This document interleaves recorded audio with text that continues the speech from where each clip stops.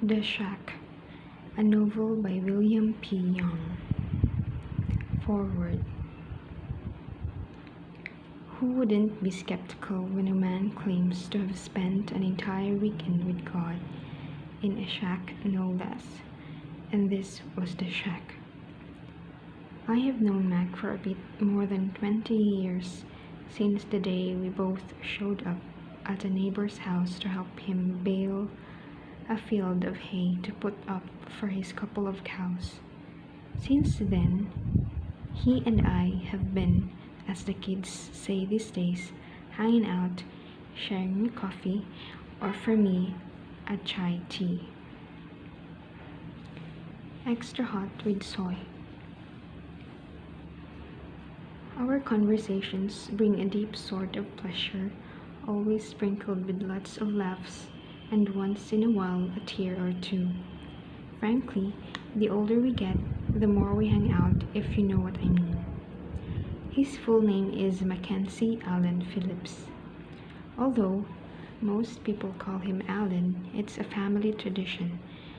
The men all have the same first name but are commonly known by their middle names, presumably to avoid the ostentation of first, the second, and the third, or junior and senior.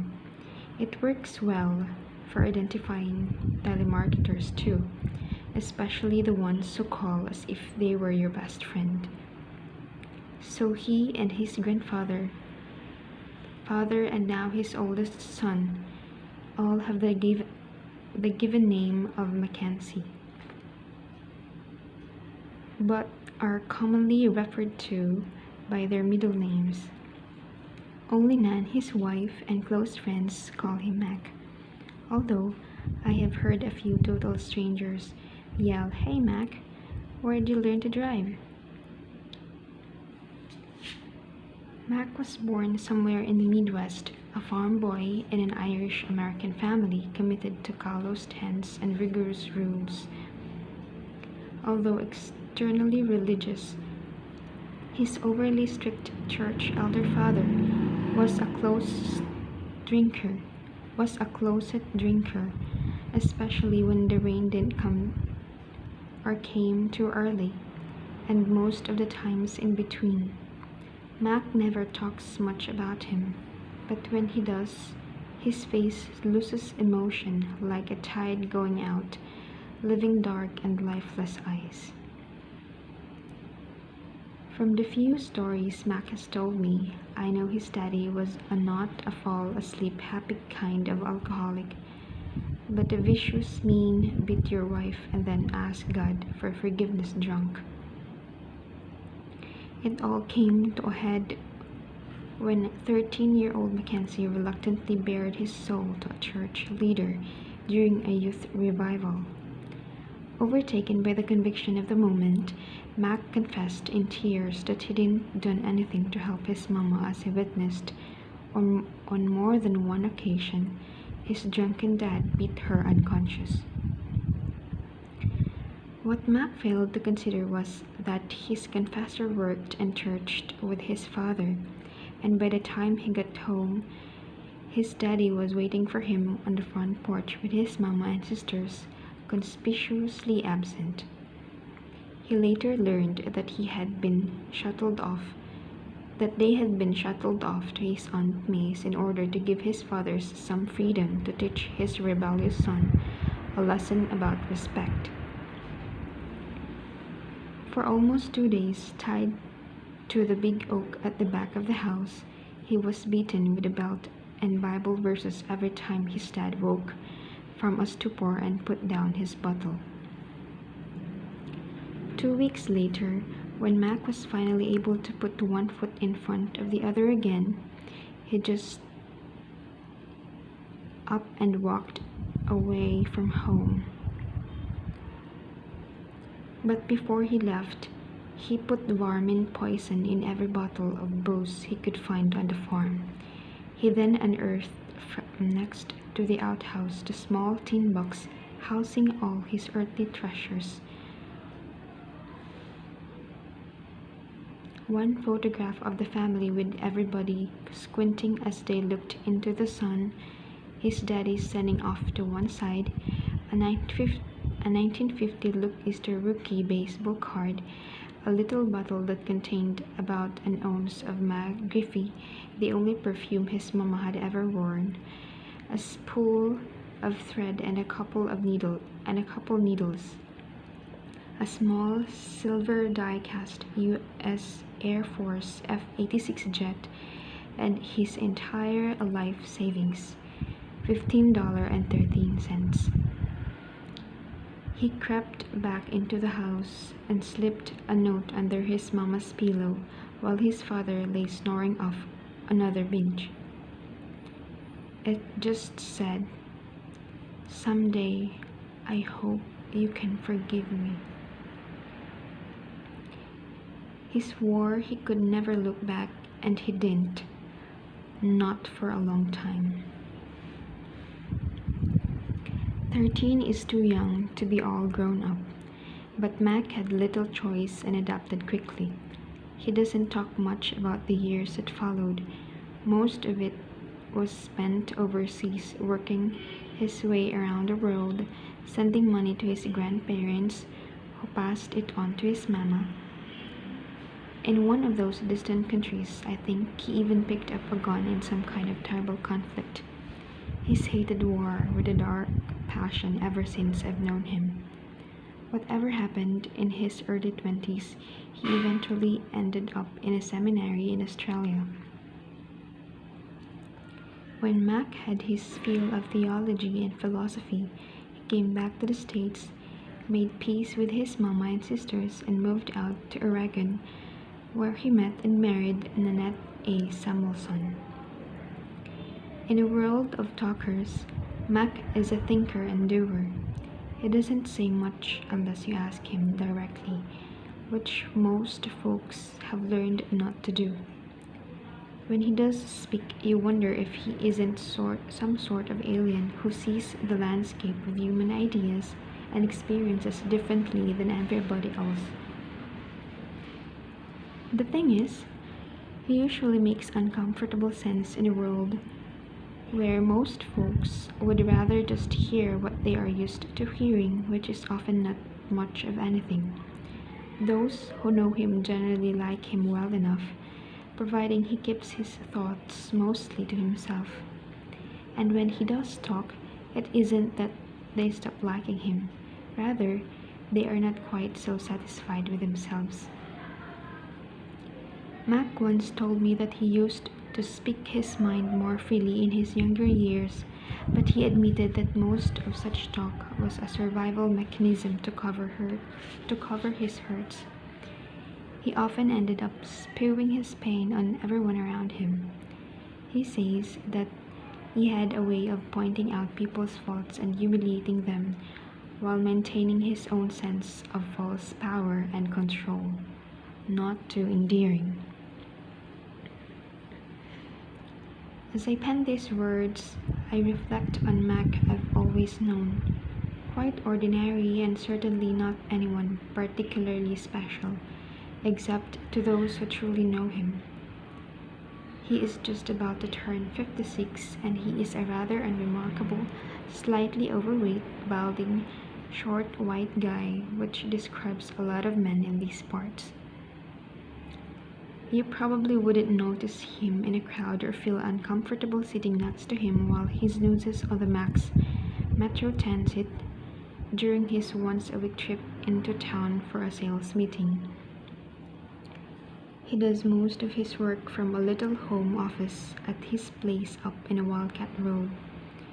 He sells something high-tech and gadgety that I don't pretend to understand. Techno gizmos that somehow make everything go faster, as if life weren't going fast enough already. You don't realize how smart Mac is unless you happen to eavesdrop a dialogue he might be having with an expert. I've been there, when suddenly the language being spoken hardly resembles English, and I find myself struggling to grasp the concepts spilling out like a tumbling river of gemstones. He can speak intelligently about most anything, and even though you sense he has strong convictions, he has a gentle way about him that lets you keep yours. His favorite topics are all about God and creation and why people believe what they do. His eyes light up and he gets this smile that curls at the corner of his lips, and suddenly, like a little kid, the tiredness melts away and he becomes ageless and hardly able to contain himself. But at the same time, Mac is not very religious. He seems to have a love-hate relationship with religion, and maybe even with the God that he suspects is brooding, distant, and aloof. Little barbs of sarcasm occasionally spill through the cracks in his reserve like piercing darts dipped in poison from a well deep inside. Although we sometimes both show up on Sundays at the same local pew and pulpit Bible church, the 50th Independent Assembly of St. John the Baptist, we like to call it, you can tell that he is not too comfortable there. Mac has been married to Nan for just more than 30 years, mostly happy years. He says she saved his life and paid a high price to do it. For some reason, beyond understanding, he seems to love him now more than ever. She seems to love him now more than ever, even though I get the sense that he hurt her something fiercely in the early years. I suppose that since most of our hurts come through relationships, so will our healing. And I know that grace rarely makes sense for those looking in from the outside. In any case, Mac married up. Nan is the mortar that holds the tiles of their family together. While Mac has struggled in a world with many shades of gray, hers is mostly black and white. Common sense comes so naturally to Nan that he can't even see it for the gift it is. Raising a family kept her from pursuing dreams of becoming a doctor, but as a nurse, she has excelled and gained considerable recognition for her chosen work with oncology patients who are terminal. While Mac's relationship with God is wide, Nan's is deep. These oddly matched pair are the parents of 5 unusually beautiful kids. Mac likes to say that they all got their good looks from him, because Nan still has hers. 2 of the 3 boys are out of the house. John, newly married, works in sales for a local company, and Tyler, a recent college grad, is off at school working on a master's degree. Josh and one of the 2 girls, Catherine or Kate, are still at home and attended the local community college. Then there is the late arrival, Melissa or Missy, as we are fond of calling her. Well, you'll get to know some of them better in these pages. The last few years have been, how might I put this, remarkably peculiar. Mac has changed. He is now even more different and special than he used to be. All the time I have known him, he has been a rather gentle and kind soul, but since his stay in the hospital 3 years ago, he has been, well, even nicer. He's become one of those rare people who are totally at home in their own skin, and I feel at home around him like I do with anybody else. When we go our separate ways, it seems that I have just had the best conversation of my life, even if I usually did most of the talking. And with respect to God, Mac is no longer just wide. He has gone way deep, but the dive cost him dearly. These days are very different than 7 or so years ago, when the great sadness entered his life and he almost quit talking altogether. About that time, and for almost 2 years, our hanging out stopped, as if by some unspoken mutual agreement.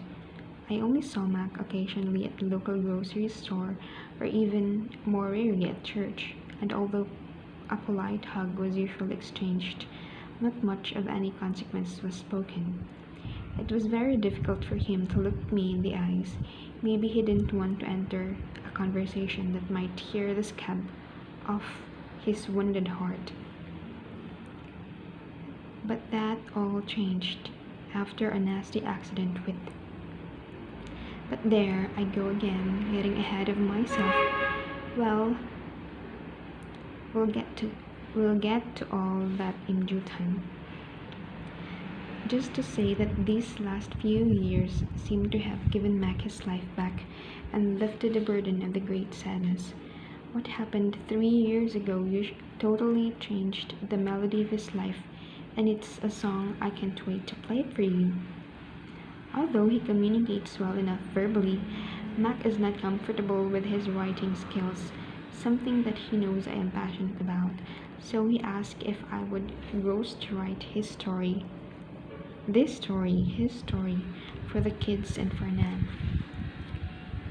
He wanted a narrative to help him express to them not only the depth of his love, but also to help them understand what had been going on in his inside world.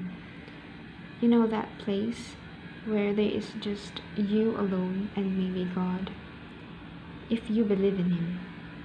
Of course, God might be there even if you don't believe in Him. That would be just like Him. He hasn't been called the Grand Interferer for nothing. What you are about to read is something that Mac and I have struggled with for many months to put into words. It's a little, well, no, it is a lot of on the fantastic side. Whether some parts of it are actually true or not, I won't be the judge. Suffice is to say that while some things may not be scientifically provable, they can still be true nonetheless. I will tell you honestly that being a part of this story has affected me deep inside, in places I had never been before and didn't even know existed. I confess to you that I desperately want everything Mac has told me to be true. Most days I am right there with him, but on others, when the visible world of concrete and computers seems to be the real world, I lose touch and have my doubts. A couple of final disclaimers. Mac would like you to know that if you happen upon this story and hate it, he says sorry, but it wasn't primarily written for you. Then again, maybe it was. What you are about to read is the best Mac can remember about what happened. This is his story, not mine. So the few times I show up, I'll refer to myself in the third person from Mac's point of view. Memory can be a tricky companion at times, especially with the accident, and I would not be too surprised, in spite of our concerted effort toward accuracy, if some factual errors and faulty remembrances are reflected in these pages. They are not intentional.